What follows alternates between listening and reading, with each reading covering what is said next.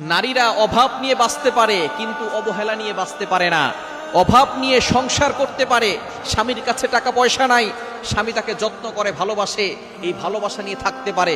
কিন্তু যেখানে তাকে অবহেলা করা হয় সেখানে সে থাকতে পারে না, তার থাকতে অনেক কষ্ট হয়।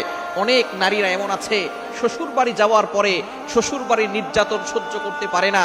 উপর দিয়ে দেখা যায় সে কাজ করতেছে, হাসি খুশি আছে, কিন্তু ভিতর দিয়ে তার সবকিছু পুড়ে ছারখার হয়ে যায়। সুতরাং এই মানুষের অশান্তির কারণ কখনো হবেন না।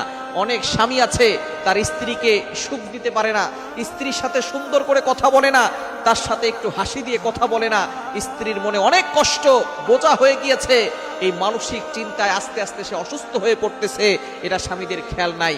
সুতরাং নারীরা অভাবে কখনো কান্না করে না, তারা অবহেলায় যখন থাকে তখনই তারা কান্না করে এবং সেখানে তারা সুখে থাকতে পারে না। এ বিষয়ে প্রতিটি পুরুষের দায়িত্ব হচ্ছে